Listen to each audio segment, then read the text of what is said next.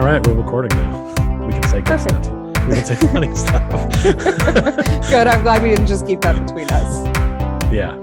Oh, everyone missed my good rant on how mad I am that this microphone from the ceiling doesn't work, and I had to go back to the old one. But that's okay because this kind of brings me back a little bit. It's kind of fun. This is Jess Buchanan. Welcome to Pichcast. Hello. You were on the old version of Pichcast a long time ago, back when it was just microphones and a recording device, and now we're doing video. It's a little more fancy. I mean, I guess it depends on your definition of fancy. Well, if the microphone worked, then that would be more fancy. Agreed. I am in a studio, a pretty lavish studio. Ooh. I'll unhook the camera here and show you quickly. We have this professional light over there. I need one of those. Which I paid quite a bit for because we had a lot of problems with shadows in here. And then, here's my kind of corner of the room over here. Obviously, all decked out. And then this goes over into my cousin's side of the room over here and then out the door. So it's this little tiny room that I used to stay at when I would come here. And we just kind of turned it into a full-on studio. And it's incredible. He spent his mic is like $400 or something like that. He's an audiophile, so he's really into the sound being perfect on things. And God. I'm not that way, so I'm just like, you do your thing, and we'll just go from there. So what's been up? How you been? We haven't talked in a while. I know. I've been good. Things are busy with work, but that's good. Makes the time go by. Yeah. I'm really excited. Temperatures are getting warmer. It's time to go outside without a jacket. Yep. I'm getting the flats back out, putting the boots away and getting cute shoes back out, which is nice. Right. That's about it for me. How about you? I mean, you've moved. I've done things. Yeah. Yeah. You've done some things. Yeah. Sometimes I do nothing for months and months, and then other times a lot happens in the course of a couple of months, and that's one of the courses we're having right now. So, well, I'm honestly bummed for really selfish reasons that you moved, because I bought concert tickets in Boston in May. Yep. To a concert that I was pretty sure nobody wanted to go with me to. But I was like, you talking about that? Yeah. I was like, Pich will go with me. He's in Boston. I'll pay for the ticket. He'll show up. Right. Well, Boston's still not that far away, but I understand Bridgeport is not a destination for folks. But we're close to New York City. New York City's fun. They got stuff. Yeah, they have stuff for sure. It's just slightly further than Boston. Yeah. Yeah, I haven't made the trek from here to Vermont yet, but I think it's maybe 4 hours for me, 4.5. It's a bit of a haul, maybe 5 actually. I would think you're probably closer to 4.5. Yeah. Yeah, because I'm only like an hour from New York City, so I think it's 6 from there to New York City. So yeah, it's like 5.5 to New York City, but then I guess it depends where like in what direction outside of New York City you are. Right. Cool. Good times. Yeah. I went to the NCAA tournament a while back, which you could not join me on. You and nobody else. I bought 2 seats and nobody came. Trust me, it's killing me still, like to this moment, that I wasn't there. Yeah, it was still fun to be there. It was great to see basically like all the same fans. It was really kind of creepy in a way. Like, here's everybody that you used to like see at work 10 years older, which for our fans is pretty old. So true. The lady I sat next to was very old. I remember her from being a fan. I can't remember what her name is, but she was nice to sit next to. She's a very, very nice lady. But it's just weird that we don't no young fans get on board. There was like a few young fans there that were like current students, friends of the players, I think, and maybe girls that were dating players, but like that was about it for the young contingent. Other than that, well, until late in the season, and then you'd get the people who are like, oh, UVM's doing really well, let's go to a UVM game. They weren't like real fans. Right. So yeah, I'd agree with you. They're not attracting a new fan base. I think a new gym will help. It's got to. I hate that gym. I have been paying for ESPN Plus so I don't have to go to that gym and I can watch every UVM game on TV. Right. Yeah, and that's pretty nice. I saw a few games more this season than I probably have in seasons past because of that. And it's pretty good. I didn't care for some of the color commentary, I'll call it, but I don't disagree. Sometimes you just watch it on Yeah. mute, you know, that's totally fine. I like the play-by-play. It's good. I think Rob does a nice job. But yeah, Bernie Saplicki does not have any energy at all. When the camera pans around to them, I'm like, oh God, can you please not? Can you please, please not?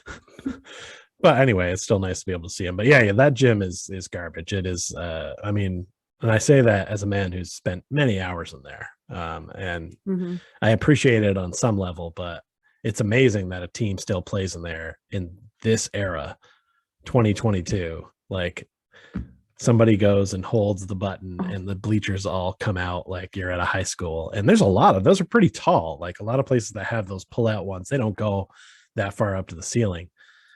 Yeah, those are, they've got to be what, like 35 rows or something, because it gets into double letters. More than that. Yeah, it gets. So you figure it's more than 26.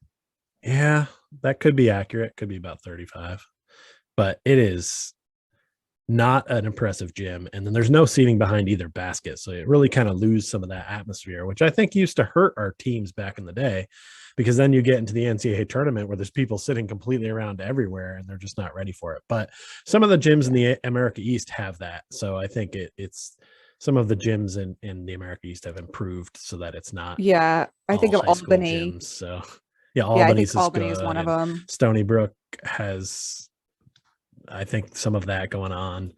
I feel like back in the day, was it Northeastern or was it BU that had that seating all around the gym? BU didn't have it back in the Northeastern did, I think, but I think it was like, Northeastern. That's where we went to. BU, I went with my family. It was North. Yeah, right. That's what I'm thinking of. But it was small. The bleachers didn't go very high, but they did go all the way around. Now they play their games in the Matthews Arena because they're in a different conference. So they have to play in a bigger arena now. But yeah, it wasn't quite the same atmosphere. I wonder if like UVM is going to at some point try to move up. We've been dominating the America East since I started working there. And it's like the only way to move up really is to get that, but they definitely need to have a better gym first. So I think that's a good first step. I think it's part of it, but Ryan and I were talking about this the other day. There's no benefit for the first 2 years of moving up. And by the time they move up, they've lost all their ability to recruit. And then they can't really compete. So it's a lose-lose situation. I feel like the NCAA needs to kind of change those rules. I don't understand the rules behind the weight for being able to compete when changing conferences. Sometimes they waive that depending on I think that's more of if you're going up D1, D2. I think if you're in the same division and you change conferences, I don't think there's any limitations. I think it's only if you step up. Because UMass Lowell joined our conference and then they couldn't participate for the first, 2 or 3 years or whatever it is. But then if you're going D1 to D1, you're just changing conferences. I don't think that takes you out of play. I think you're allowed to play right away. But yeah, it is nice because every time we make the tournament, that's a huge influx of cash for the school. So you kind of don't want to give up being one of the top 2 schools as a chance to win that every year. Yeah, at the same time, if you want to, like Gonzaga used to be like Vermont. They were like that team that always made it but couldn't quite get it. And every once in a while they'd get to the second round, but eventually they just became like this powerhouse in the middle of nowhere, Washington. And it's like Vermont could do that as well. But you need to have a better facility to play at and some of that kind of stuff to get to that next level. And they'd have to get into a better conference, which would mean like joining the Big East or something like that. I don't know. I think that would be the toughest part. And a lot of the conferences now are all based on football. So we don't have football. And I think that's why like we fit in the America East, because all those schools don't really have D1 football. I know Albany's got football, but I don't know if they're Division I for it. I don't think they are.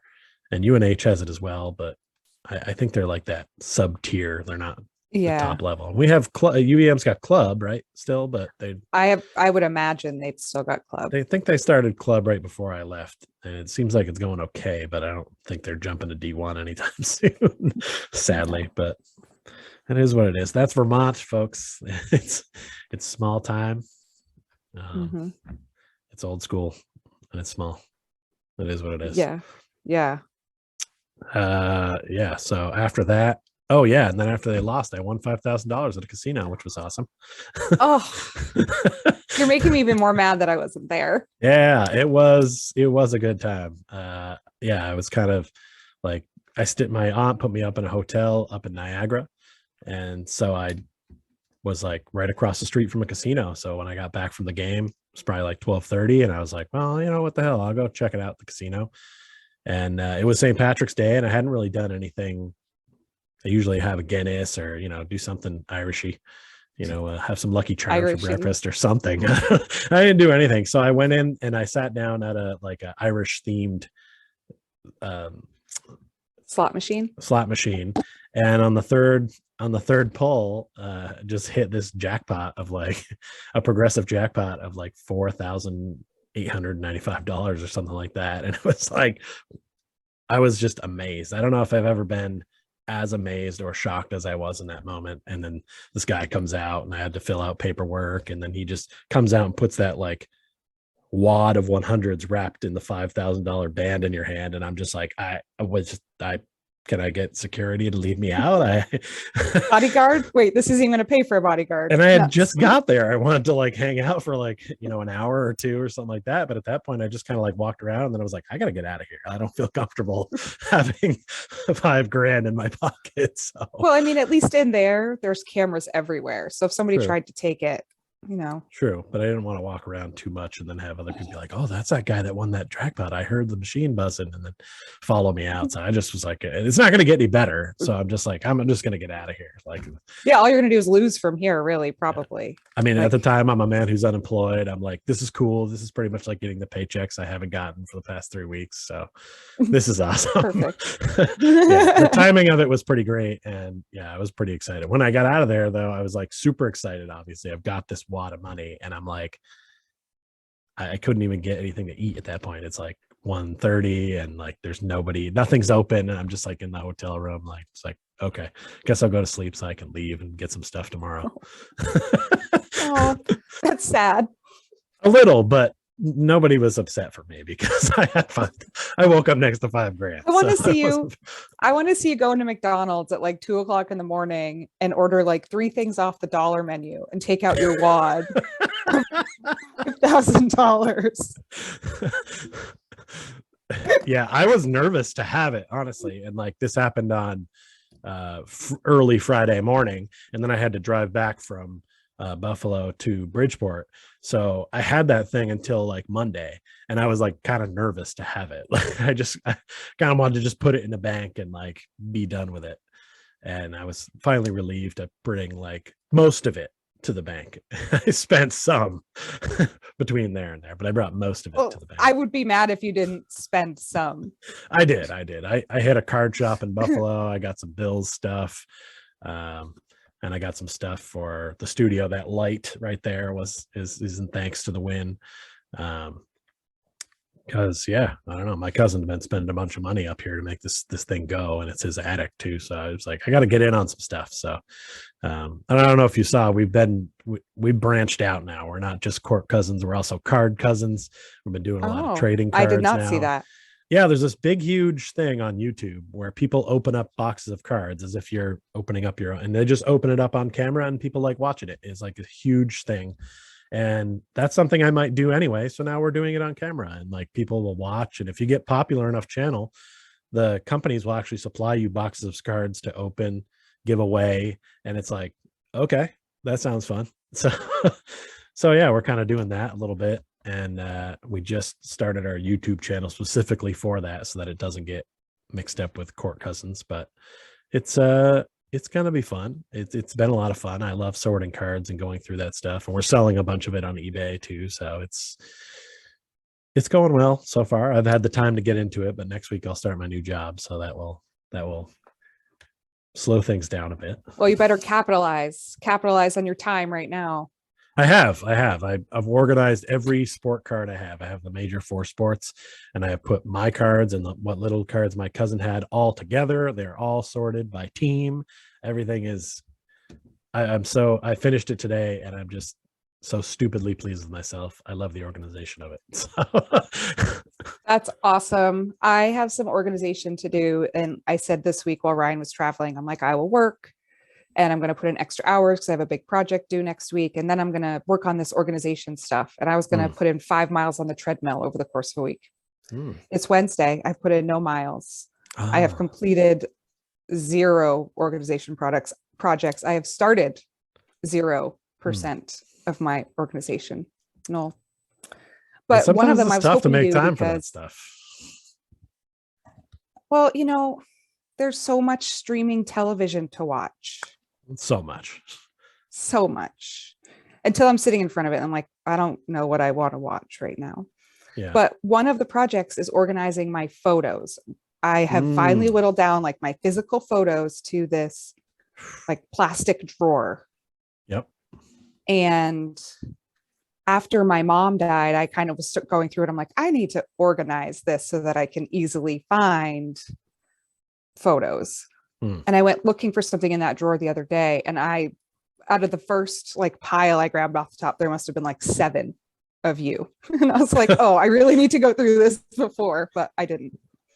That's I will share them with you. How are you going to organize them? Because I have all my pictures in one box, and I'm sort of, every time I look at it, I'm just like, they're not like numbered, or they don't all have dates on them like pictures used to. So like, right.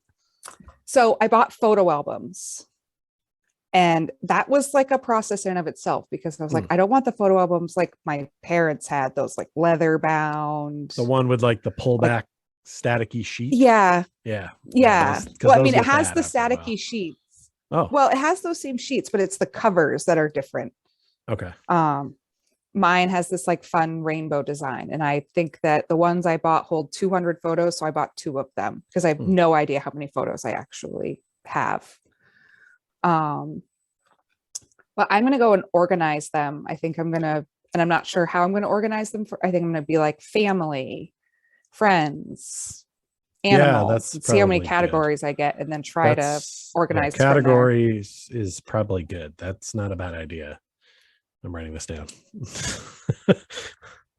Because I think I can get chronological. I can like, yeah, you can get chronological, because chronological is what I'd want to do, but then you've got like 8 pictures of your dog, and then somebody's birthday, and everything gets all mixed up, and it's weird. How many of the pictures that you have of me do I have a jawline beard that I shouldn't have had? Oh, these are high school pictures, so 0. Oh, 0. Okay, we're good. I've told a lot of people recently that I used to have a jawline beard, like, and that's what I wore. It wasn't like a joke, and no one really told me. But when I look back at the pictures, I'm like, that looks so stupid. Why didn't anyone say anything?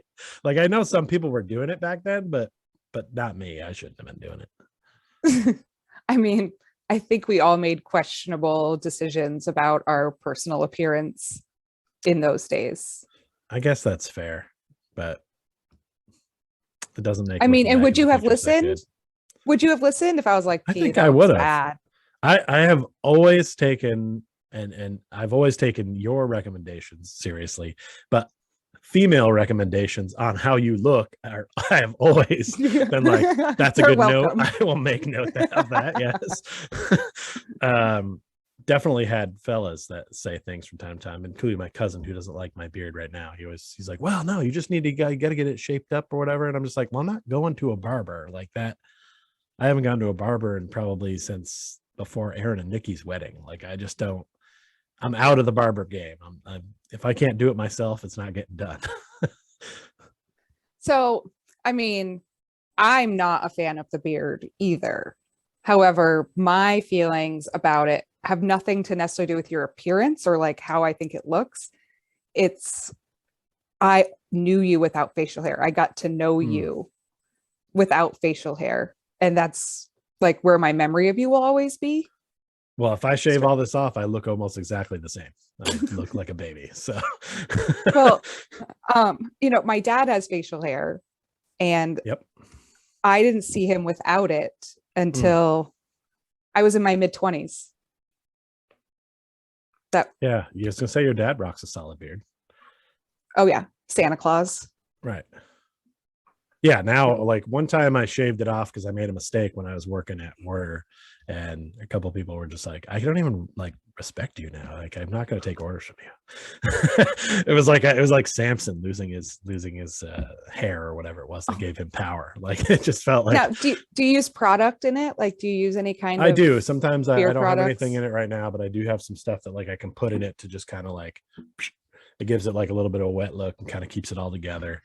Um, I don't use it that often, but in a pinch, I'll use it. Ladies loved the beard in Boston. We're seeing how it plays here in Connecticut right now. I'm not seeing a lot of other beards. So I don't know if that is a good thing because I'm in the minority and it's something different, or if it's just that they're not into that here. So so far the swipe game has been okay. I talked to a few people here and there, so we'll see how it plays. That's still early. I've only been here about a month, so we'll see how it goes. But I do realize that there are some Oh, things that could be better about it, but also my hair is very thin in general. So like if I cut it shorter, it's like too see-through, so it looks weird. Like my beard doesn't have a lot of volume. see, well, that's why you need a barber, because they're going to know how to trim it to give you exactly what you want, and then you can keep it up like that. Okay. Well, that's That would my be my cousin's gonna suggestion. love that you said that. I'm making another note. And you know what? Self-care. You deserve it. Well, I've been doing some things for self-care, including moving here kind of on a whim. So so I'm not completely, I shouldn't be completely against it. It's just, sometimes as a bald guy, you just realize, well, I don't need to go to the barber anymore, and you just don't go. And like I don't drink coffee, so like Starbucks have no value to me. Like you just, there's certain places that I just don't need that I are out there, and I guess I kind of labeled this that. But maybe I'll give my cousin's guy a shot because he kind of wants me to go, and we'll see how it turns out. I mean, it can't really be any worse than it is now, I suppose. So Well, yeah. And I'm not saying it's terrible. I'm just saying it's clearly not exactly how you want it, but you're well on your way. So getting some professional mhm, advice will mhm. just help you get there. It's true. Yeah, I don't know much about hair, so I should seek advice from others. Yeah. I'm grateful. My hairdresser is one of my best friends, Mm. luckily. So our husbands, well, did work together. Her husband recently left the company, but that's how we met. And I love her. We've been doing pole dance classes together. Oh, how's that going? Well, we went to one together before the pandemic, and then the place shut down, like right before the Sure, pandemic. We sure. went, and they opened back up a couple of months ago. We finally got in, and we did two classes together, and I loved it. Mm. It's like really empowering, and it's a really welcoming space. It's not like this overtly sexy. It's just about Sure. being who you are. And Right. I actually was able to do the spin I learned in both classes. It was funny because I told Ryan, I'm like, I did the spin and I landed on the floor. He's like, of course you did. I was like, no, I'm Mm. supposed to land on the floor. That was the goal. Right. Wow. Um, so that was fun. You have to take a couple of those intro classes, and then you move up to like there's a couple other classes. I'm dealing with some tendonitis in my thumb, so gripping the pole is not going to Mm. happen. So I'm taking a class Friday called Sultry Slink is next week. That requires knee pads, as does wiggle work. Mm. That's the class I'm taking Friday. Yes, I would imagine knee pads is much needed in that Yep. training session. Is there any fellas in the class? There hasn't been in any of the classes I've taken. I'm sure there is nothing about them not being welcome in the space. Yeah, I would imagine that they wouldn't say that, but I just wondered if anybody was actually in there. That's one of those things I don't think I've ever seen a dude do. Not that I'm looking to, just I don't think I've ever seen a guy do it. I saw a video recently, and I don't even know where it came up, and I saw a man. Oh, it was Well, not some do it like fake. well. They do it for comedy because I've done it for comedy, but like, but like to actually do it well. Right. Now, there was some ad about like dad bod strippers, and I can't remember where I even saw it, but there was actually men using a pole correctly and well.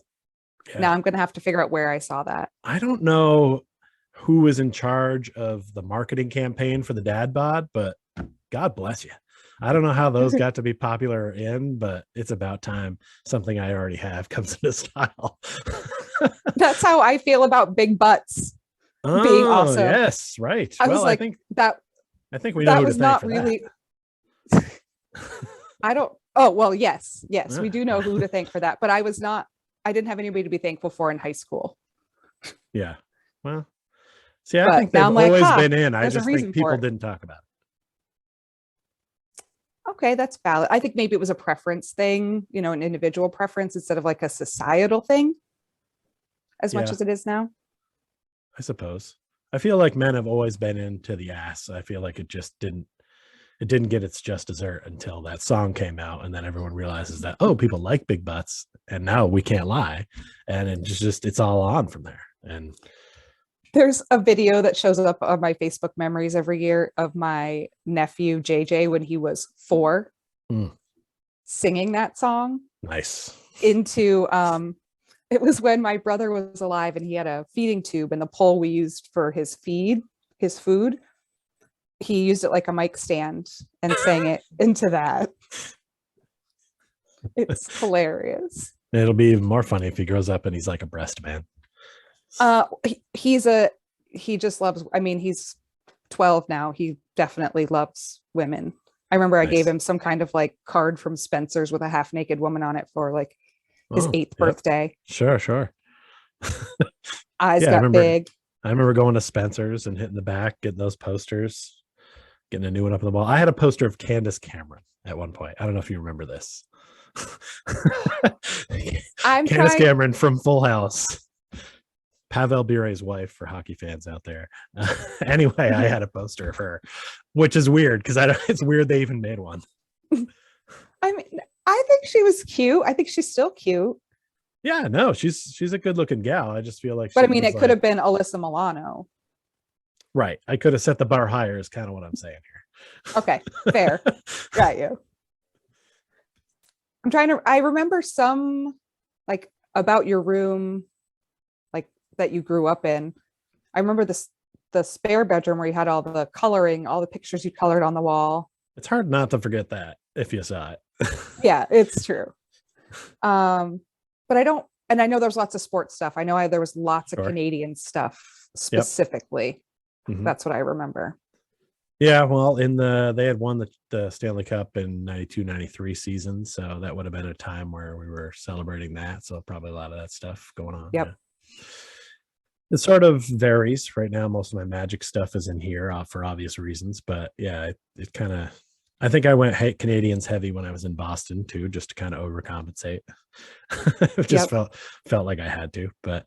Yeah, I don't know. I just always need that stuff up. I mean, like any decorations you have up at your home, it kind of makes you feel home, right? Like you could take all your stuff and you put it in somewhere else, and then you put all that same stuff up, and you're like, okay, this is home now, and it just makes you feel good. So I don't know. This is my workspace. I'll always have a room that's going to be like decorated like that. Like I'm not trying to impress anybody with fancy stuff. I am who I am. Yeah, like it's your stuff. I mean, who cares if anybody else likes it? If you like it, that's all that matters. Yeah. I mean, I'm not going to make even sport fans happy with all my choices because they're all over the wall. It's not like I just picked one city and leaned in.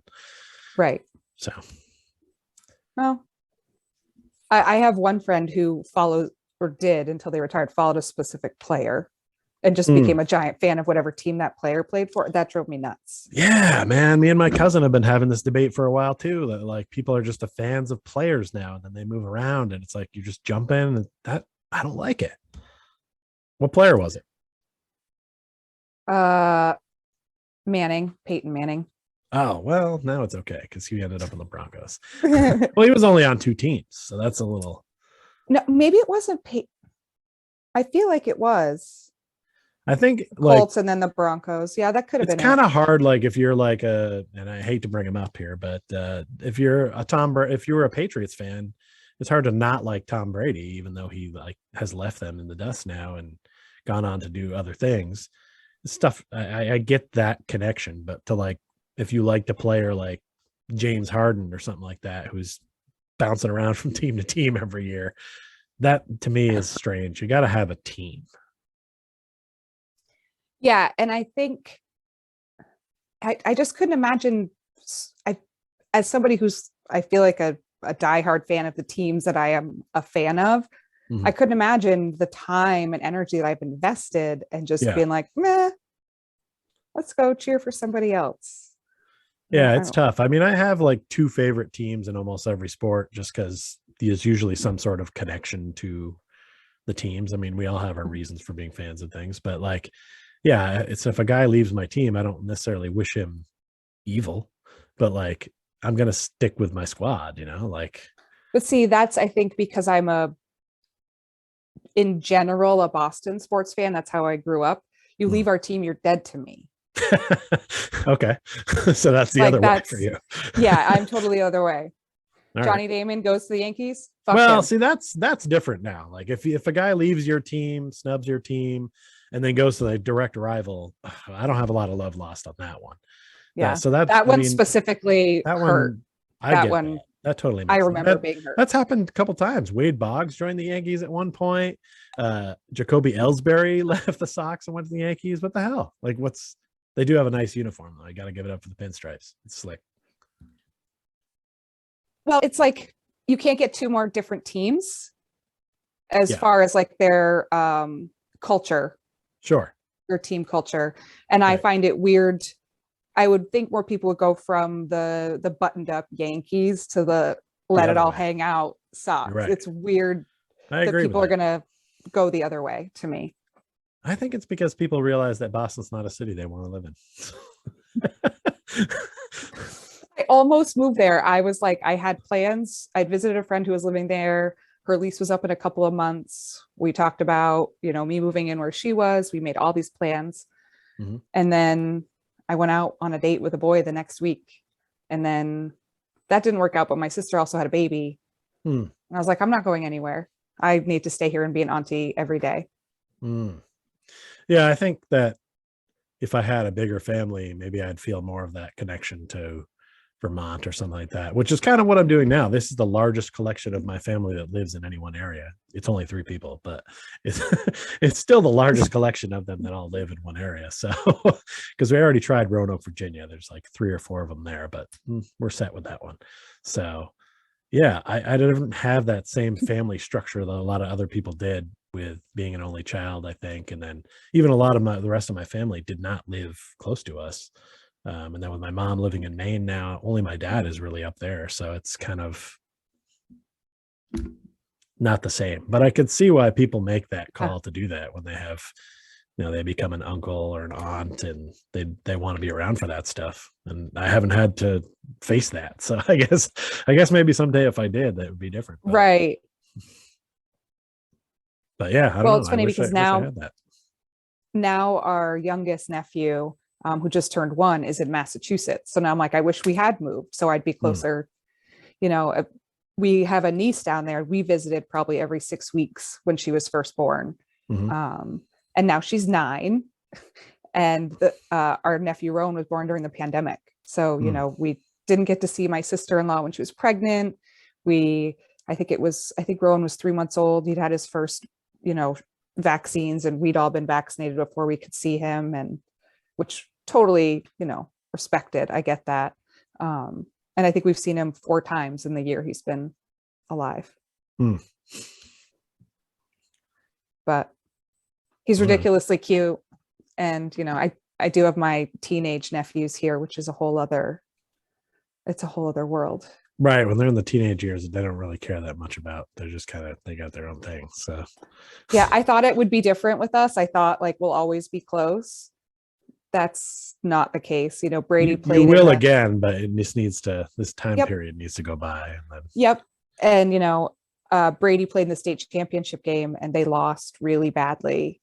And I'm like, I'm not sticking around to see him. He wouldn't care if I was here if they won. He definitely is not going to want to see me if they lost really badly to this Sure. team that they beat several times in the regular season. Yeah.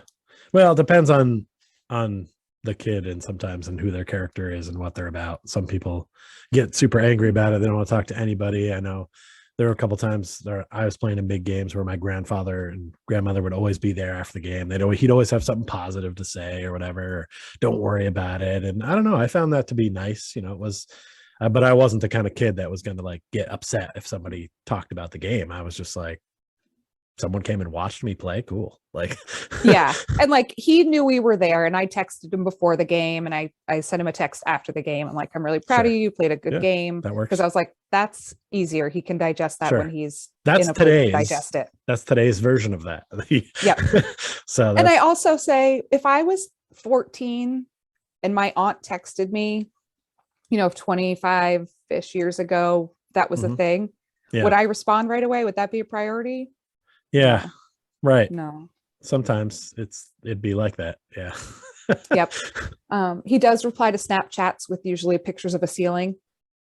Okay. I'm like, look, I can see that you saw it. You don't need to like send me a dumb picture. Right. I don't use Snapchat that much. I'm just not that into it for whatever reason. That's where I take my videos. I mean, I like the filters there. Once in a while I go and I play with the filters, or I do some shit with my Bitmoji, which I love. But yeah, I'm just not that into that one. I think I don't like it because the stuff goes away. If I say something good or it's funny, it goes away. And like on all other platforms, I can go back and like reread the conversation and have fun with it. But there, it's just gone. So I don't use Snapchat for much beyond myself.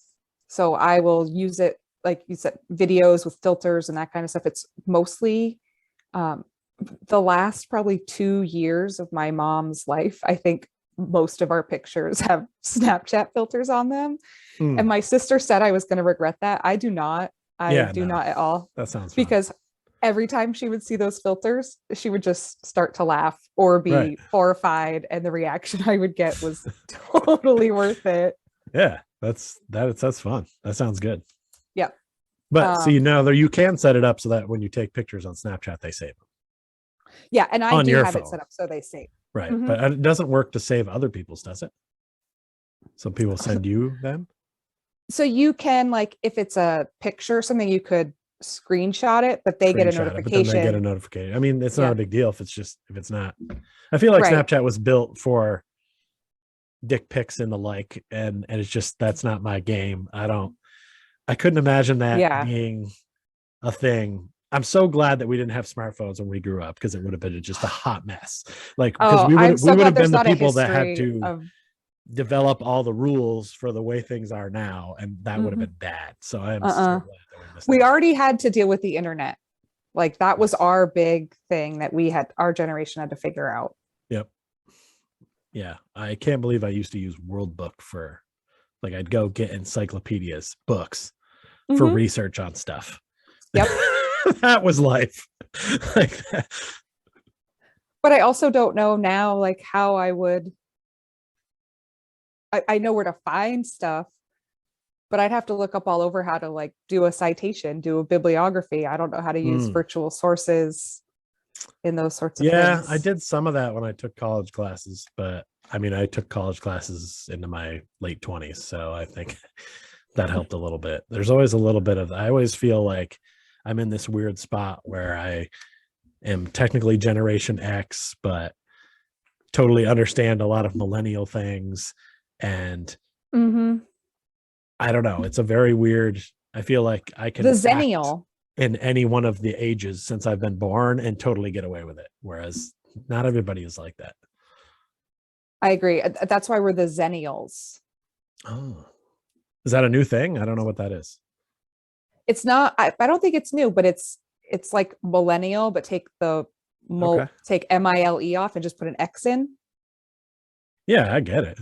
I just never heard of it. But it's an actual, it's an actual, there's a definite, and it is like from like 78 to 82. Like that. Okay. That's where I'm at. That's my jam. Yep. All right. That's what I am now. Perfect. You're a Zennial. Zennial it up. Yeah. Cause I do pick on people when they're like, somebody was talking about a library the other day. They're going to build a new library or something. I was like, who needs a fucking library? Like, Well, we Libraries don't are need any more great. libraries. Like, what are we doing?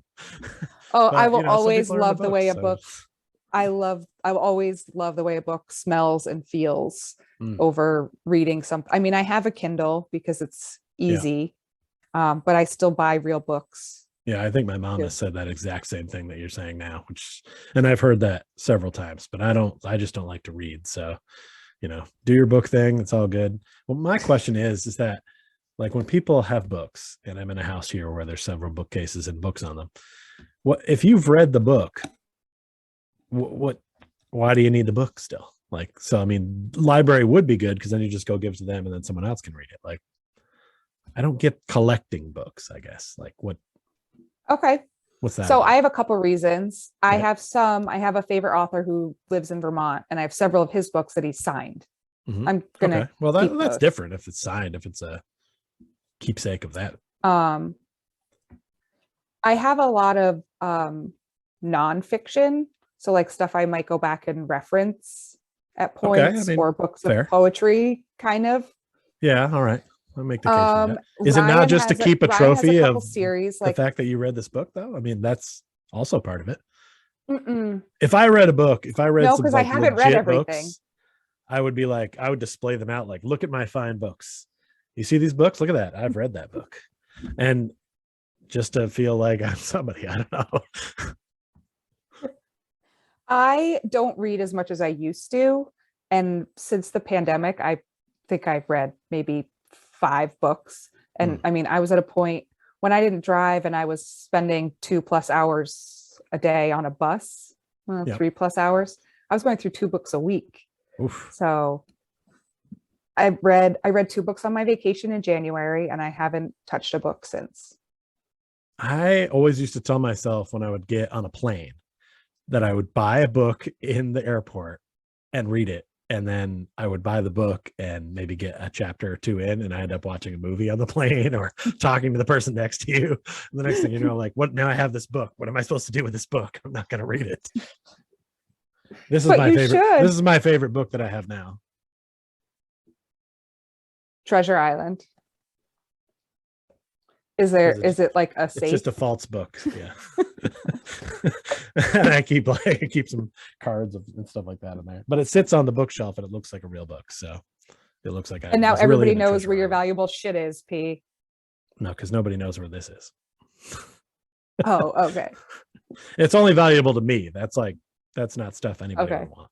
It's Okay. some signed stuff that I got when we went to Orlando. We got all the announcers and stuff like that to sign like our cards and stuff like that over there, which was fun. We have stickers now. Nice. Ooh. Yeah. You'll have to say the only place I use stickers is the beer/insulin fridge in my basement, but Perfect I'll spot for definitely them. put one there. We had other ones too that we used when we went down there that had the QR code on them, and we Mhm. were sticking them everywhere, man. We were handing them out to people, and we put them all over in bars and stuff when we go in there. So it was like just any chance to market. We're like we're doing it. Oh, that's awesome. I feel bad that I don't listen, but I'm not really into Yeah, Orlando Magic, and this I'm happens a not. lot, but people aren't going to listen. It's not for you. No offense, Yeah. but it's just not. No, and that's I and I have found I have very specific tastes in podcasts. Sure, everyone Um does. Yeah. I really enjoy podcasts about food. Oh, That's like my number one. I think 4 out of the 5 podcasts that I follow are like food. people who make stuff or just like learning more about the plantain. Um, it's more like people talking. I don't know, like my favorite podcast right now is the Dave Chang Show. And Dave Chang is a chef. He's got a bunch of like Hulu shows and Netflix shows. And it's him and one of his friends, and they're both Asian. So they come on and they talk about Asian food and Asian culture, which I'm Okay. super unfamiliar with. Yep. But he's super like, he hates everything basically. So it's really fun to listen to. Okay. And they do a bunch of different things, and they have a spin-off of that called Recipe Club, where they pick one ingredient and they all make a recipe with that ingredient and then taste whose is best. Right. It's interesting. Yeah, everybody likes different things. I mean, there's probably like 10 podcasts right now I wish I had the time to listen to that I don't. And so I totally get like people, a lot of my cousins' friends that we run into around here too. They don't listen to the show or watch the show. Why would they? They don't like the Orlando Magic. It's very specific to that thing. The only things I wish people did see though is like, I think if people were going to watch it, you really only need to watch like the opening, because we always open with a cold open, like Saturday Night Live, which is always some sort of joke. And then we always open with the Rolo check-in, which is a social emotional check-in that we do with each other, like how each other's doing. And it's always funny. And then like we get into the real like basketball stuff. Once we do that, it's not really worth it to anybody else. But the opening is always at least funny, and you get to figure out like what's going on with us and stuff. And that's why, like, to me, I was doing stuff on the show leading up to me moving out of Boston and coming down here and stuff like that. But I realized that all of a sudden I posted a picture one day and was just like, yeah, this is my last Pride game, and was like, you know what? I never even told anybody that I'm leaving if they don't watch Court Cousins. So shoot.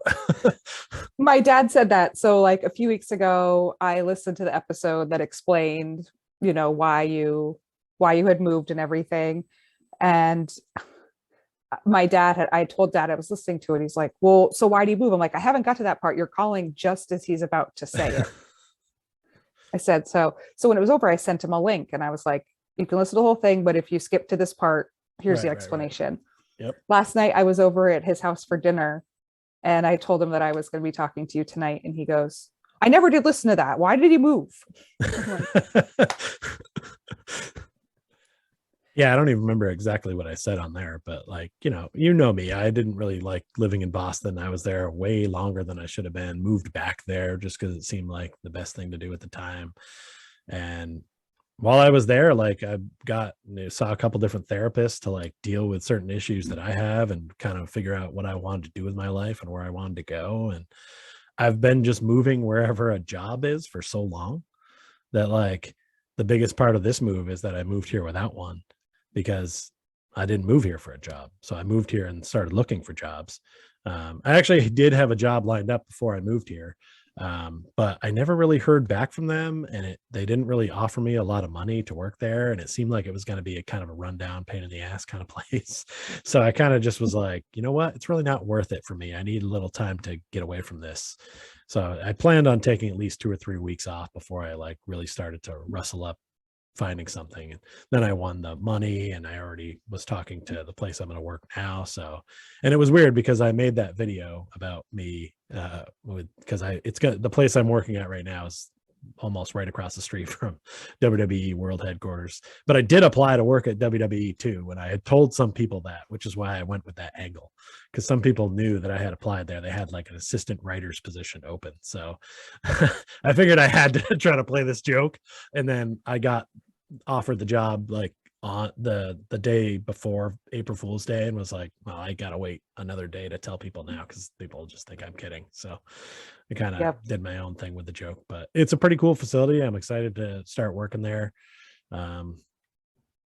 It's got everything in there. It's a huge, massive facility. Every sport that you could play, they have turf fields or courts to play it, and a gym and an indoor pool and 2 rinks, and they need someone that has experience in rinks. And so for the first couple of months, I'm just going to be a driver and working there, but they want to make me management sometime probably in like June, I think they said. So I think it's more of a let me get on site, make sure I get along with everybody and that kind of thing. And then they're going to move me up. So I was lucky to find it.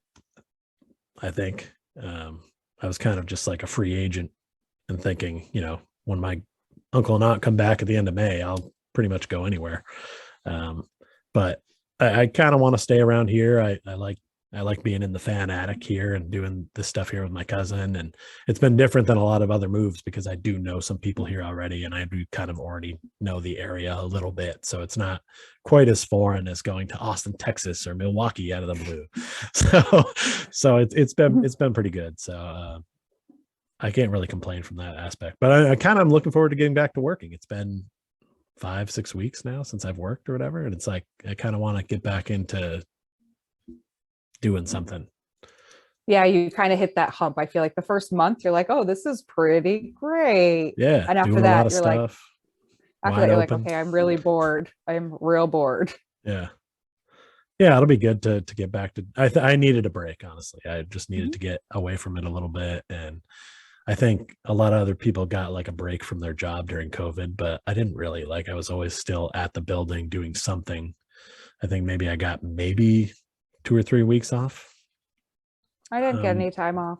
and it was just like boom, right back at it. And if for me, I just needed to step away for a bit and figure out whether that was what I wanted to do. I probably should have like changed careers and stayed in Austin. I've said that a few times now, but let it be said on Why? the, I don't know, because I liked it down there. I really liked it. Like I know a lot of people up north here don't care for Texas, but I liked it. Like Austin I mean, had, I have family in Austin, so I think it's a beautiful city. yeah, Austin had a lot of like left-leaning people, and the whole rest of the state was right. So I mean, if you care about that kind of stuff, at least you're living in an area where there's some of both.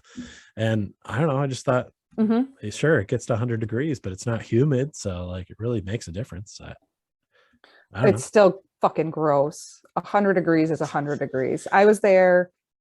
I was there one year. It was your birthday, your 21st birthday. I was in Austin for my Hmm. cousin's wedding. And I remember the day before that we sat out by the pool and we're like, oh, well, it's 100 degrees, but it's not humid. It'll be fine. No, it was not Yeah. fine. It was, Well, not well, for people I from just up hate north that heat. aren't ready So for that's it. maybe Yeah. me. Well, it's like there when it would I think I like got get, sunburnt 3 days in a row. well, it's like there when it would get 50 degrees and everyone's putting on pants, or 55 degrees and everyone's wearing a parka, and you're just like, why do you even own that? Like, why do you have a parka? I spent a Thanksgiving in Florida and it was like 55 degrees on Thanksgiving morning Mhm. and went outside in like shorts and a t-shirt, and the people we were staying with had parkas on. I was like, it's 55 in November. This is fantastic. And it's One of only the like 7:30 in the morning. one of the days we were down in Florida, it was really cold, and I was pissed that I had to wear pants. I was like, I did not plan. I brought one pair of pants. This is not a pants event, but I had to wear Yep. pants, and I was not happy about it. It happens. So far, some of the stuff that I wrote down, we've already discussed. That just came up generically because I knew that we would. um, what are your thoughts on the Will Smith slap? I feel like we have to talk at least a little current event, and that was a big event. I don't care. I don't I for one, I think that there's a lot of layers to it that I will specifically say, as a white woman, I cannot understand. Okay. And therefore, I think that my opinion isn't one needed. Two, doesn't come from a place that's educated. So I feel like there's way bigger things that are happening in our world that we should talk about besides two grown-ass men getting in a slap fight on national television. Wow. This is a great take. Love the take. Totally prepared to not talk about it now. That's a great take. I had not heard, I don't understand what the racial component is to it, but I respect your thoughts. It is what it is. I will just explain that it comes down to, my understanding is the relationship Black women have with their hair. And that's something that I don't understand, but what I have read and tried to educate myself about, like that's where the whole thing kind of starts. Okay. So that's where I think most women are pretty attached to their hair, regardless of. Oh, not just attached, but I think Black women have to fit in or have felt for a long time like you have to have straight hair, and if you have curly hair, so they've just told by society a lot that their hair isn't acceptable. Okay. I had not even like heard that ideal thrown out there, but you're right. It makes it I guess there are more layers to this thing than you would think about. I always just think about it's funny that a comedian is making jokes and someone is attacking him, because I'm looking at it from the comedian standpoint, but it looked staged to me at first, but I feel like it ended up being same long run. I mean, yeah, when I first saw it, I saw the edited version and I was like, oh, that was fake. And then I saw that unedited. I was like, oh, that's right. Because I wasn't watching it live because no one was watching it. And so who the fuck was watching it live? It seems like it was, I don't know. Like, I don't know who's into that stuff, but I guess a lot of people were, or maybe they're just trying to get people to watch it next year. Like, things could happen. Yeah. I think the thing for me was just how quickly people were like, this is good, or this is bad, or this person did a bad thing, and this person did and she should have done. And I was like, even people on sports talk were like bringing it up and like weighing in. It's like, I don't need to know what Stephen A. Smith thinks about the slap or Charles Barkley. Like, it's not, what are we doing? Talking about basketball. I know how Charles Barkley felt. He definitely thought it was terrible. That's how Charles Barkley felt about it, would be my guess. I don't even have to listen to him. It was just terrible. It was. I think, I don't but yeah, that's my hot take. Like that. It is. It's a warm take. But as I feel like it's just you feel that way about it, and it's like, you're right. There are way more important things that should be discussed almost at all times. We do tend to get stuck on frivolous things like, is the dress black and blue or is it white and gold? Because like, I don't know. I think it's just a good escape for some people to get lost in that weird stuff like that. This one seems like it has some actual personal feelings involved, whereas the dress is like completely whatever. It's obviously white and gold, and if you're a blue and black person, then you're just insane. I don't know. I never saw anything else. I don't remember which one was which and what I saw from time, because there was a couple different ones of those. There was one that I could see it both ways, and that really messed with my head. But like once I saw it the second way, I couldn't go back to the original way that I saw it. Yeah, it's amazing how fast people can respond to things like that. And then people were like, here's the actual dress, I can see it, it's for sale on Etsy. And it was just, everyone just had all this information about, I know the designer and he said it was blue and black. And it was just like, don't you guys have something better to do? No, is the answer. Yeah, see, for me, the bigger something gets, the more I'm like, I want nothing to do with it. Like, I haven't. Usually the way I feel about it too. I respect that take and it being said, which is why I think I was over COVID in probably March of 2020. And yet we've talked about it still for years now. But that is a take sometimes that unless it is something that interests me, like usually from the sports realm or a comedy realm, I'm just like, yeah, you guys do your thing over there. You don't need me and my take or anything to do with it. Yeah, like usually depending on what it is, I'll discuss it with Ryan or one of my girlfriends. Right. And like if it's something where I feel like I need to weigh in, but it's not something I'm going to participate in on a bigger level than that. Yeah. Yeah. Like you're not going to like call into a show and be a talking head like this and be like, well, let me tell you about this. I feel that way a lot, where I'm just like, it's funny because I have a podcast. We're doing one right now. I have another podcast, and you want to like say stuff that is interesting so that people listen and they want to be a part of it. And then you're just like, why is anyone listening to me? Who am I? Exactly. This weird thing of, hey, everybody listen to the show. But at the same time, like, I'm not sure why, but you should. Well, that's called imposter syndrome. Okay. What do you know about that? Oh, I'm very familiar since I got a promotion 6 months ago to a job that I have no idea how to do, and I'm figuring it out as I go. Oh. But it was something where my bosses knew I didn't have any idea what I was doing and said, we're going to support you in learning what you need to do. And well, that's actually good, I feel. Oh, it's super good. It's super good. But for the first probably month, everything I did, I was like, this is wrong. This is bad. Yeah. And even now, 6 months in, I had a meeting with my boss last week and I was like, I need somebody to look at my work. Like nobody's looked at it in a while. Right.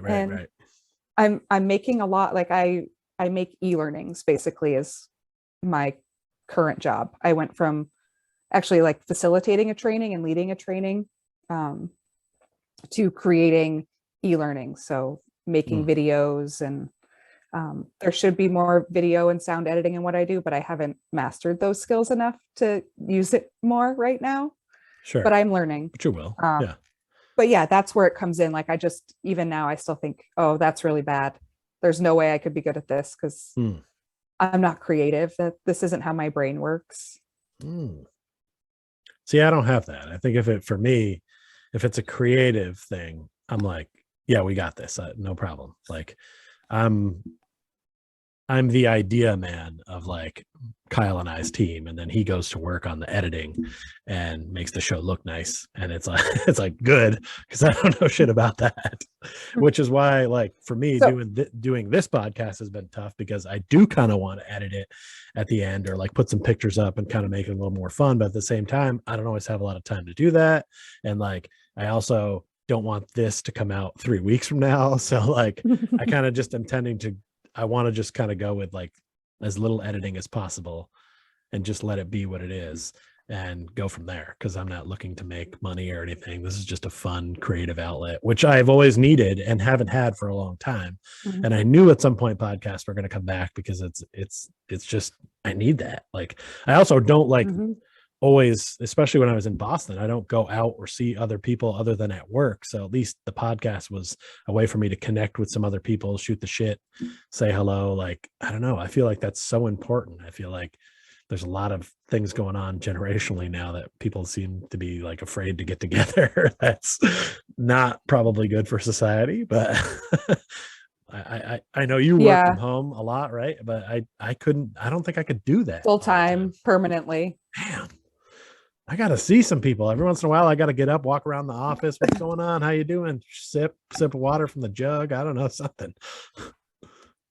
Yeah, it was definitely culturally a big shift.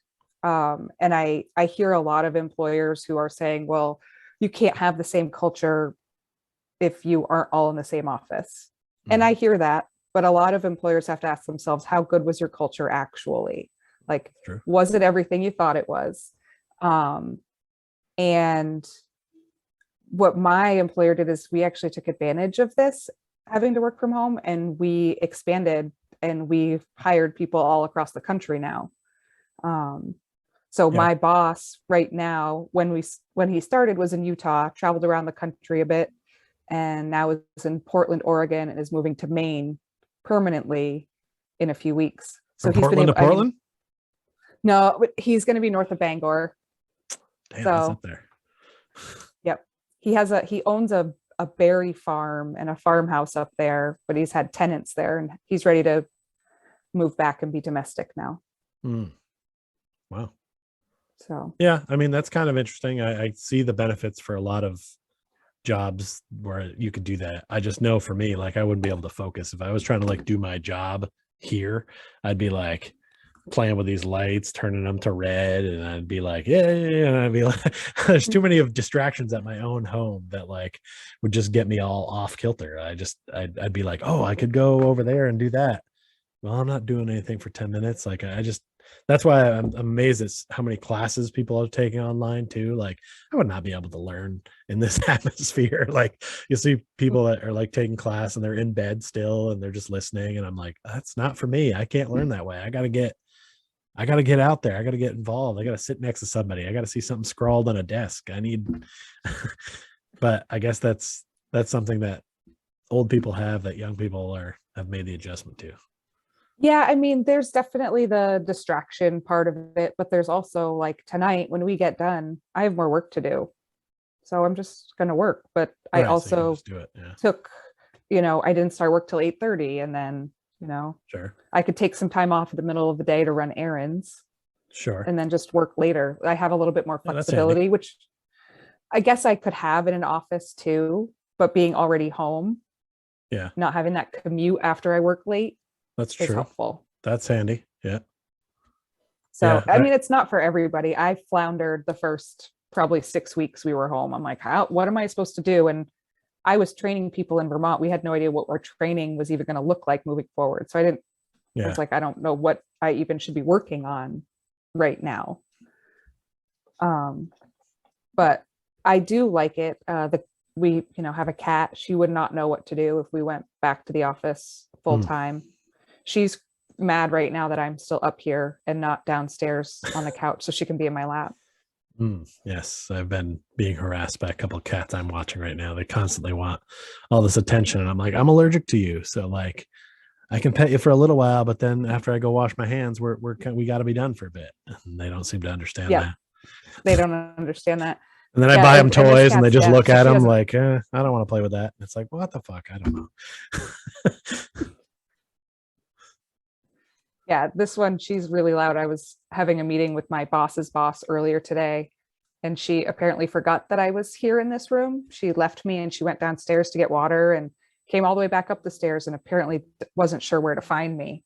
So she just stood at the top of the stairs and she has this scream. And because she's deaf, it's even louder. It's just this awful sound. And my boss is like, I'm like, it's the cat. It's the cat. It sounds like a screaming baby or a dying cow, like some mixture of the two of those. Have you heard a dying cow? I've been around a dying cow, but it wasn't making any sound. Interesting. Well, I didn't know if you said that because Well, it was like a moo, but like a pained moo. Fair enough. Okay. I mean, asking someone from Vermont if they've seen a cow die doesn't seem that foreign to me. At one point, cows outnumbered the people in the 80s. So yeah. And my dad grew up on a farm that's still in the family. Like there's every time I go to see it's where my grandmother lived and now my uncle lives there. There's still probably a dozen everyone cows. who grew up in Vermont, if you're from there, you have someone in your family that owns a farm or works on a farm. I don't know as much anymore. But yeah, well, I'm saying people like that are in their 40s or 50s. Okay, so old people like maybe us. Not now, but yeah, old people like us. I hate to say it. Well, and you're getting older here, and the end of the month. Yep. Yeah, it's not going to be a Cracker Jack birthday. It's not just 43. No big deal. I still get a lot. I still like actually getting. I gave the guy at the casino, as a matter of fact, was checking my ID, and he like took it and he stood back and looked back. And he's looking at me, and I'm like thinking, is something wrong with my ID? And he goes, "You're not 42." And I'm like, "Yeah, I am." And he's just like, "You look good, man." And I'm like, "Okay, thanks." I don't know what to tell you. I don't know how it happens. I always tip my hat to being unmarried. I have no children. I don't do a lot of drugs or alcohol. So I don't know. I guess maybe that's what does it. I don't have a lot of gray in my beard, which I think is the biggest help. And then there's me, I was eternally carded, and I thought that growing out my natural gray would stop that, but it's also a fashion color. So nobody knows that That's true.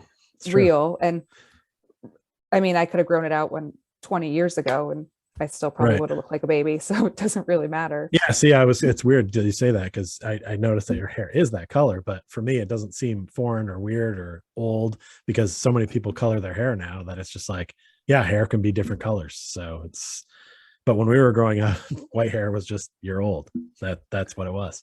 How do you or feel we left the bleach hair? on too long. I was gonna say because you colored my hair once. I miss coloring my hair, because it's like a fun. Oh, I'm in a mood and I just need to do something to fix my mood.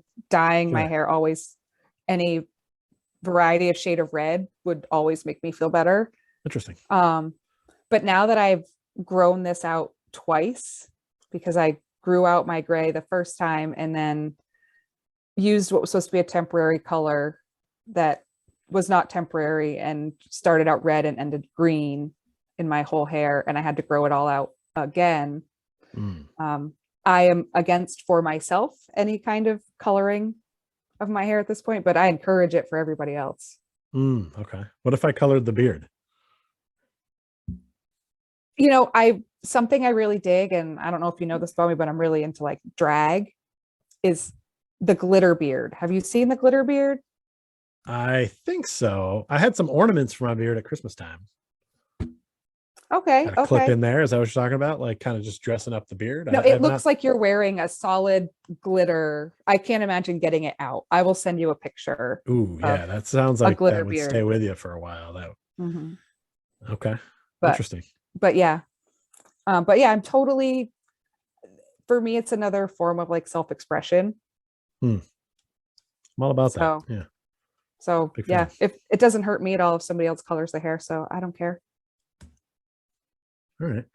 I'm interested on what you came up with for what can't Pich complain about. I'm not sure if we played this the first time you did it, and I don't know if I've done it on my new version of the show, but I stole it from Adam Carolla. It's what can't Adam complain about. And then also Mr. Brightside and Mrs. Brightside for you. Some of these things we've already discussed, so I may cut some of them out, but I came up with a couple, but you're the guest on the show, so I'll let you pitch to me first. Okay. I struggled with this, to be honest. I've been racking my brain for days. And I think that the problem is that you and I are alike in the way that nothing is totally bad and nothing is totally good. Yes. Yes. So, I thought about this for a few days too.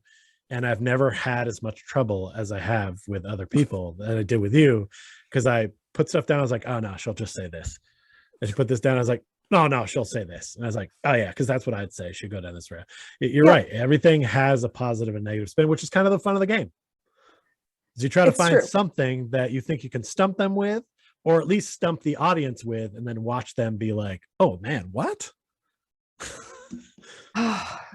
So the very first idea that I had, I was like, well, if I want things that he can't say anything nice about, I'm like, I'll go Boston. But I was like, no, he has some good things that happened to him in Boston. I don't know what they are, but I'm sure there are things. And then I thought, sports teams, but again, you're level-headed and you're never going to be all in like a team does everything right or a team does everything wrong. True. I'm what they call a smart fan. Same here. So the first thought that I came across for something that you couldn't complain about actually goes back to posters on your wall. Okay. And I think this one was at the Plex, if I'm remembering correctly. But I want to hear you complain about Mariah Carey. Ooh, that's a tough one. You've chosen well. But Mariah Carey is batshit crazy. And I feel like the older she gets, the more batshit crazy she gets, and the less she cares about what you think about her batshit craziness, which I love. But that's fair, yeah. Sometimes you're just like, it's a bit much, but I'm going to take the easy way out here and say, as much as I liked when Mariah Carey came out with that song about Christmas, we're all fucking tired of hearing that song every year now. And even if a stripper is coming up to you all dressed up in the Santa stuff with that song playing in the background, there's still part of you that's like, you know what? This would be a little bit better if this song wasn't playing. If it wasn't this song. It's just too much is all. Yeah, I agree. I do appreciate Mariah as a fellow, I believe, woman in her 40s. Your give a damn no longer exists. Like, pretty sure she's in her 50s now, but no, I don't think she's that much older than us, is she? I mean, you would know probably more than I would. Oh, yeah. I mean, she was dropping hit albums while we were in but she wasn't that much older than us, though. She was felt that much older than us. I'll have to look take your word for it. Her birthday just happened in March. I don't remember exactly the day anymore because I'm not as much of a butterfly as I used to be, but for shame. She hasn't really done anything in a long time. She hasn't come out with new music in a long time. She's just kind of coasting, raising a couple kids and doing that thing. And I don't know what happened with her and Nick Cannon. I don't, that's between them, but she's like the original Nick Cannon baby mama. Yeah. He's got more, exclusive club now. Yeah. He's having his 8th kid in 2 years. Did not know that. Yeah. Man. After 3, I'd have a vasectomy. And I know I'm getting up there in ages, but that's at a certain point. What are we doing? At least he's got the money to support them all. So I know, but it's not just about the money. What kind of relationship can you have with 8 kids with 6 different moms? Oh, is it really that many moms or? It's really that many moms. Oh, wow. Every kid, he's the only woman he's had more than one child with is Mariah Carey. And that's because she had twins. Twins. Okay. Wow. I know way more about this than I should. You do, one but of those stupid things. I've learned something today because I did not know this about Nick Cannon. That is tough. Yeah. Because I mean, I didn't have to do that, thank God, but I couldn't imagine growing up without a father. And even if you've got all that money, you need a father figure in there somewhere. But, maybe these ladies are finding other men to step in. I'm a guy in my 40s. I don't have kids. I may not get a chance to have kids of my own. I got to step in. I'll step in and help somebody raise their kids. What's up, ladies? I'm not against it. That is amazing. I already got a dad bod. I already got dad jokes. Let's do it. Yeah. I mean, I think you'd be great with kids. I'm not a big fan of kids, but I think in small doses. That's what I was just going to say. If you can make them, and that's how I am. I love my nieces and nephews, but even then I'm Sorry, I Mhm. have an alarm for the cat's medicine that just keeps going off. It's so sad. Um, and I forgot what I was saying. Oh, I love my nieces and nephews, but even then I'm like, okay, it's been 5 hours. I need to go be in a place where there's no children for a Yeah, little bit. I'll come back and we can play again, but I sure. need like an hour Yeah, where other there's people's nothing. kids are okay because I get space away from them, but I couldn't imagine having to do it all the time. I've seen it kick too many of my friends' asses just having one. I couldn't imagine all these people with the multiple kids and all that. It's a lifestyle that like is just I missed out on, and I'm fine with it. Yeah, it's so funny because I really thought one of the only things I ever wanted to be was a mom for a Mm, really long time. yeah. And then as I got older and I watched my friends get into parenthood, I was like, Yep. mm. And then, there's a couple of other big factors in my life that made the decision like this isn't happening. You know, my diabetes for one, doesn't, it's only, a slightly higher risk all around, but Right. it scared the crap out of Ryan, which is valid. Sure. And then, my mom's Alzheimer's, genetics. I just feel like genetics isn't kind. Mm. And I want diabetes and Alzheimer's to end with me.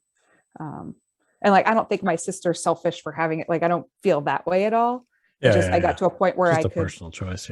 Yeah. where I could just be really, real about it. Yeah. I kind of knew what all the sides held, and Ryan and I had said, when we're 35, we need to make a decision. That's Mm. like, I don't want to be retired when my kid graduates from high school. Mm. Um, Understandable. Yeah. yeah, I think a lot of people have made that same choice or gone through that. At least you had someone to go through it with. that's true. That's true. Someone to say, can you please go get a vasectomy? That's, Exactly. Yeah. can you Well, please? that was a good one. I have one for you. I'm pretty sure I know what way you're going to go. I think it's a layup, but I'm going to say that you can't complain, even though I know you're going to, about our days at Lou's Corner Store. Thinking about them Oh now. God. Thinking about them now. I almost mentioned Lou's earlier. Actually, it's funny because you talked about the here's the thing I will complain about. Actually, there's two. One is that when I started, it was with the, oh, hey, we're going to give you this trial run, and after so many days, you're going to get a raise. Mm-hmm. I'm a 16-year-old kid. Sure, that sounds great. Right. And then I'm there like 4 months. I'm like, where's my raise? Yeah. I was like, I don't even know how to ask for it. I don't know. Right. The other thing I will complain about is getting yelled at by Kim for smoking out back before I was 18. Oh, all right. All right. I knew the pay thing was going to come in there. I knew for sure that was going to come in. But thinking about back on those days now, oh, he doesn't owe me anything. He doesn't yeah, owe me anything. I was going to say, yeah. I think a lot of us feel that way. I think if you actually added things up, maybe we owe him. I think most likely you're probably right. I could think of many nights where I would send a list to Kara and she would gather a bag in the cooler. Yep. This was done by many folks. You were not alone on that one. Oh, it probably still is. I mean, who knows? I can't believe I had to pay for that window. That was the most expensive thing I ever bought there. I can't believe you had to pay for that. Well, I mean, I guess I can. They had to come out and board it up because we were at closing time. So it was kind of like the emergency factor of it. I think if it had happened during the day, maybe there wouldn't have been as much with it, but it was. Now, this is my brain misfiring. Was there a wrestling move involved in that door break? There sure was. Yes. Okay. Yeah. Okay. Tom Jackman Irish whipped me, which is the move that you do when you're throwing a guy into the ropes. And he threw me towards the window. And I've seen this window banged on lots of times. People would pound on it. Carol would pound on it and yell at somebody they're stupid for not knowing how to use the gas pump and stuff. And everyone was in the store. It was around closing time. We were kind of trying to get people to come out. So he whipped me towards the glass, and I was going to hit the glass with my hands like this and kind of like make a bang, and then just kind of be like, yeah, let's go, everybody get out. And as I hit it with two hands, I must have hit it at two different times or something like that, just enough to like make it completely shatter around me. And I was lucky some of the big pieces didn't like drop on me and hurt me more. I had several cuts and, went and got some stitches and stuff like that, but it could have been way worse. But then they had to have someone come out and board up the window overnight and then come out and replace it. So I get that there was an unexpected fee there. It wasn't just a window. Right. Everything around it. So honestly, I'm not mad about it. That's probably what I would have done if I worked there too. Yeah. Got away with a lot when we were there. This one we had to pay for. I think Wednesdays with Kara were my favorite. I think sometimes you were there on Wednesdays because that's when all the magazines came in. Oh, magazine day. That was a Nudie fun magazine day. Nudie magazine day. It was, I cannot believe that was a thing. I think they still make them maybe, but I don't know. Yeah, I'm sure. we just had them. They were back there. Some of them were bagged, right? They weren't all bagged though, were they? No, like some of them had even like a paper protector, so you couldn't see any of the content. But yes, they were all in bags because you didn't want anybody to open them and look through them in the store. Yeah, well, we did anyway. But maybe not you, but we did. Oh no, Kara and I, we always would be like, "What's in here?" Right, and then laugh at most of it. Interesting. What were you laughing at? Mostly just the way that they were displayed, or just like how realistic is this? This is. Well, I mean, they went from like the classier like Playboys all the way down to like Jugs. Yeah, I think there was one called Jugs. There was one called Jugs. Yeah, I mean, it was an eclectic. So every one of them had something to laugh at. Whether it was your high class Playboy and you're like, no woman actually looks like that ever. Right. Or Jugs, where you're just like, could you imagine walking around with those things? Yeah, there was always something fun in there. Yeah. All right, what else did you come up with today? That you can't complain about. So this is more based on my experience with you. So maybe it's not totally fair. But say something bad about road trips with friends. With friends specifically, not alone road trips. All right. Well, this is a little bit more of a layup than you'd think. I do love a good road trip with a group of friends, and it is fun. But what's difficult is that once you put, and I think it's probably true of anybody, it's not even just friends, it's family. You start putting together all these different personalities in the car, and you've got this person that can't eat at this time, and this person has to go to the bathroom every 2 seconds. And this person's really particular about, oh, I can't get this, or I can't get that, or, oh, I got to go here and I got to take, and it's just like, sometimes you just kind of want to be like, can't we just have fun? We don't need all these rules. Or you're with someone who needs to set an itinerary of, okay, we need to go and we need to make it by here by this time, and then we got to go here and we got to go there. And it's like, when I'm on vacation, I like to just kind of chill. Unless I've got tickets to an event, the whole rest of the time we'll just do whatever the fuck we want. And some people are like, no, I want to do this, I want to do that. So it's sometimes not as fun because you have to kind of play by everybody's rules and kind of try to make I am the kind of person that likes to make everybody happy. And in certain cases you can't, because this guy wants this and this guy wants that, and you have to try to figure out a way to go. So that kind of sometimes ruins my time, to be honest. So there's, a few, and look, I'm no different. I'm a little particular with certain things, and some of my friends are. I won't name names, but people know who they are, and they have to do things a certain way and eat a certain way in certain time, and they're only comfortable doing things a certain way. And I respect it because I know where they're coming from. But you can't make everybody happy all the time, and that bugs me because I want everyone to have like the super best time, and then all the time, because of the way like they can't do things or it's uncomfortable, then they can't, and it kind of ruins my time. So that's my take on that. But it's a good one. That's a good one. I was thinking of our trip to Nanuet, New York, or actually let's say Times Square via Nanuet, New York, from Castleton with Sean to see Shawn Michaels. Ooh, that was a good one. That was a good, it felt kind of random.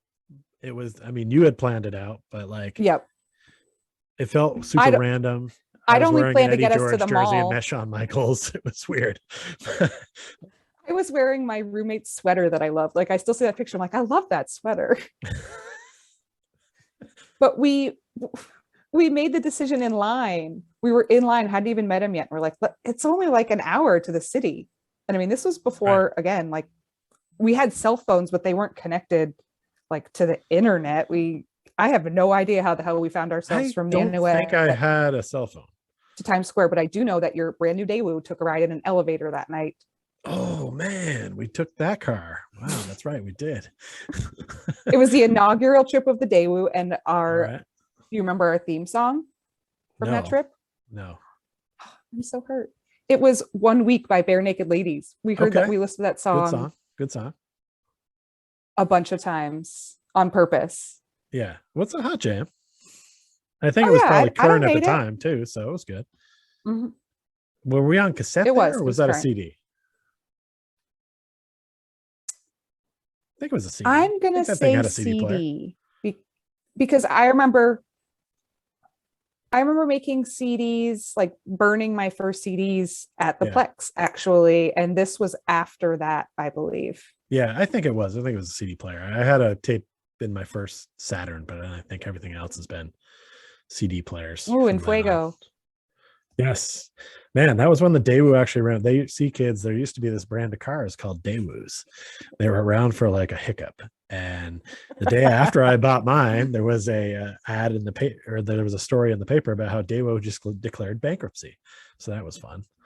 It made it really hard to get parts for. So I think maybe I may have only had that car for like 2 years, maybe if that year and a half. Yeah, you didn't have it very long. Something went wrong with it, and it was like right to the junkyard, and it was brand new. So sad.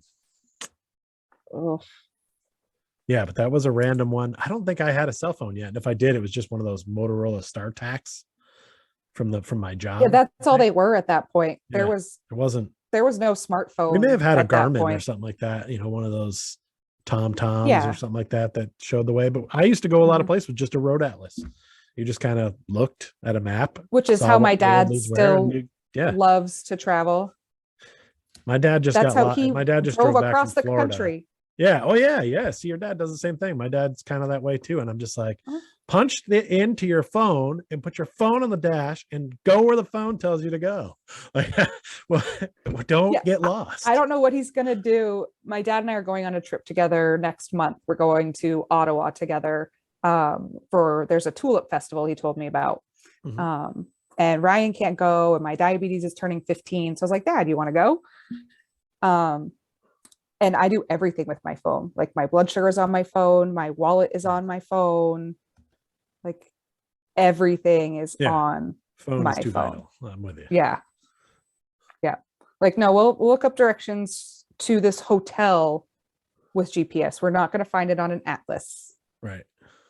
Well, so your phone wouldn't work when you got to Canada anyway, unless you pay for the international plan. So you do kind of have to do that. With Verizon, there's some, I don't know, maybe it's because we live in Vermont. There's some. Oh, you're just good. You can go into Canada and use it.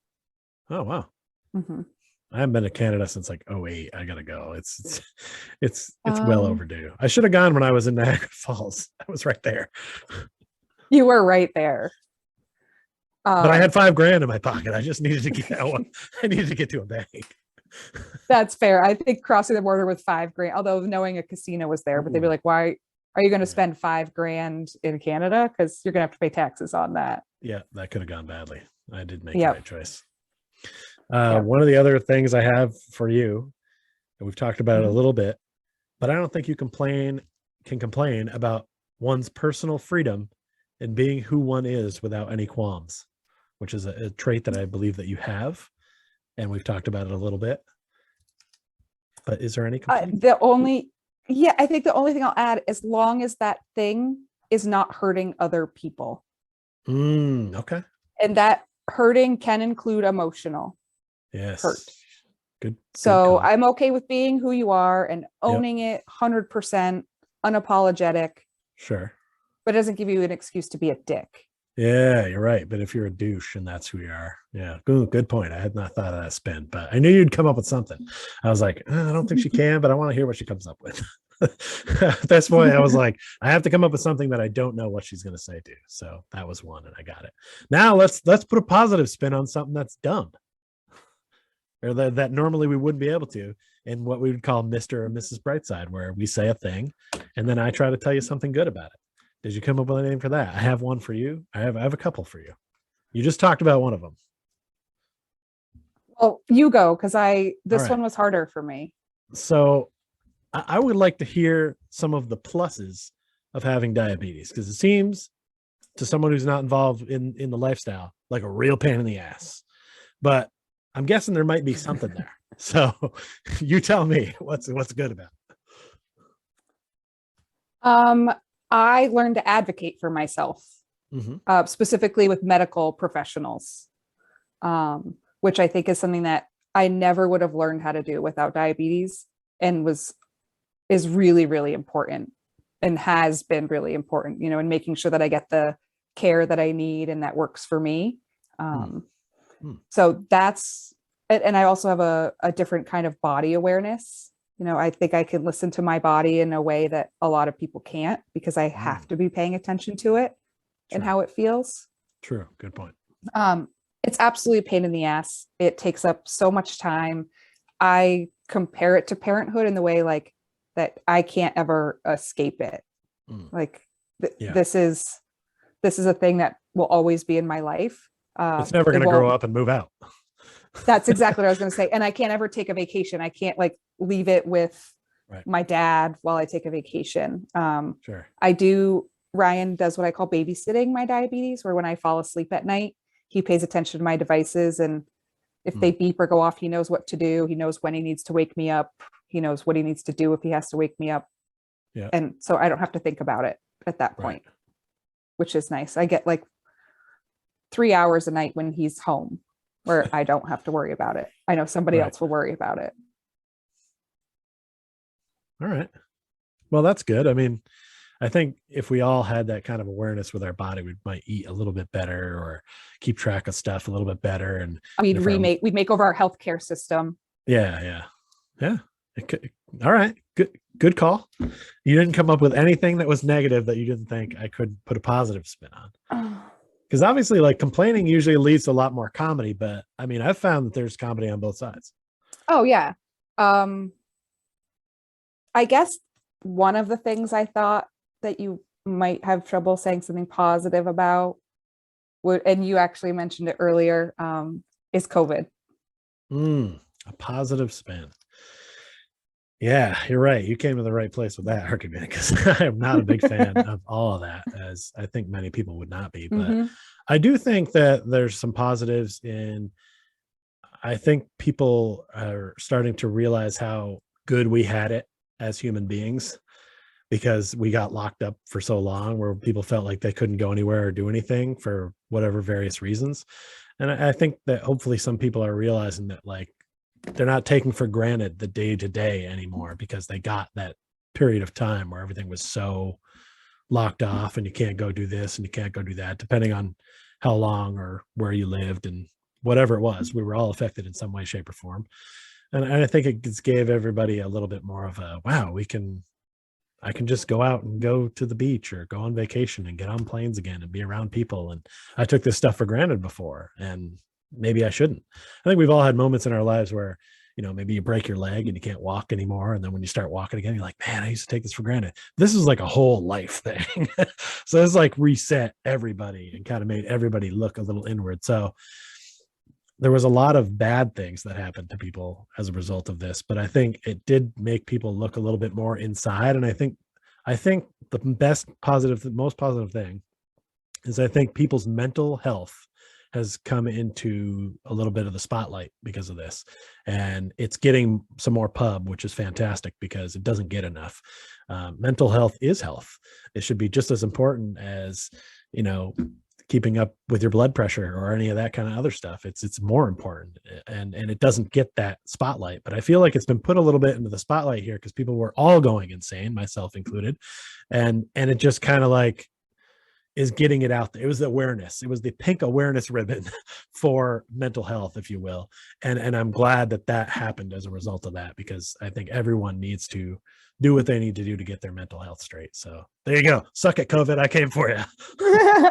And I love that. I have to say that I love seeing the men in my life embracing self-care, embracing therapy, not destigmatizing it in a way, is so great. I've been in therapy pretty much as long as I've known Ryan, and even before, and I've taken some breaks. Actually, I broke up with my therapist just as we went into COVID, which is weird because I lost my mom a month before the lockdown, and then the lockdown, and I was like, I don't want to meet with you anymore. And like, to me, I think because I had used him to help me deal with my mom being sick and dying, and now she died, and like, cool, I don't need you anymore.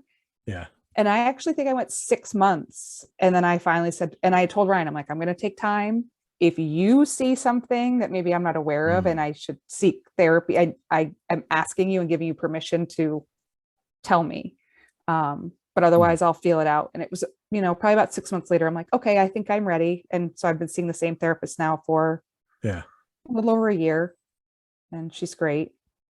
Yeah. I think it's so important that everybody like gets therapy or does what's right for them. Some people need to take a break from their person from time to time. And I've done that before, where I talked to somebody for a while, and then switch and go to someone else, or I went back to another person. And I don't really understand where it got the stigma. I think it's all based on the term crazy or shrinks, and like some of those terms from back in the day that just seem really archaic now. And it's like, imagine how much better off humanity would have been if like mental health would have been important in the 70s, in the 80s. If people learned how to 90s. deal with their feelings in constructive and productive ways. Yeah. But it would be, at least we're there now, or we're getting there. Yeah.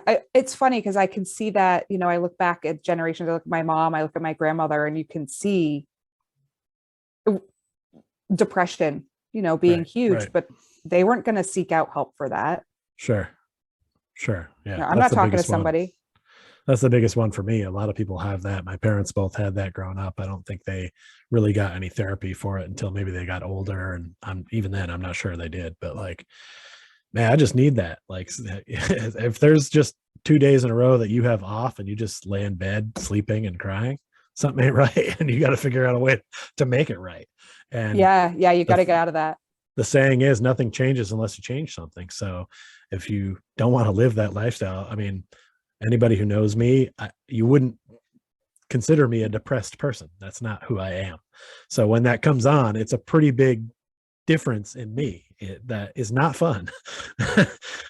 So yeah, I don't recommend it, but do what you got to do to get it right, instead of just sitting down and hunkering. I think it probably helps to have somebody that is checking in on you when your meter goes off, or it can, you got to have somebody that's going to be honest with you and say, oh, maybe you need to check that out. And I think for a long time, I've just kind of been holding myself in check. And for a while that wasn't good, because I'm not the best at that. So I've gotten better at like learning to take a little bit more from me and self-care, and not being afraid to say anything about it as well. Which, to be honest, is a big part of the reason that I'm in this attic right now. It's just, I needed to get away from things that were making me unhappy. And it wasn't the people that I was around there. It's just, it wasn't for me. I needed to change something. So I changed it and I got out, and I recommend everyone does that, and everyone should seek therapy if they need it. Amen. Full stop. I think that's probably a good spot for us to stop. You got anything to plug? You got any upcoming movies or a website or something you want to plug? No, I have no plugs. Most people don't. It's fine. Yeah. Well, now I'm like, now I feel unprepared. I didn't come with something to plug. I'm going to have to remember this next time. I mean, well, if you have something, great. If you want people to just even go look at your Instagram or something, that's fine. Or you could be like, hey, donate to the Diabetes Foundation, or I'm sorry, I forget the name of it, but you could do that.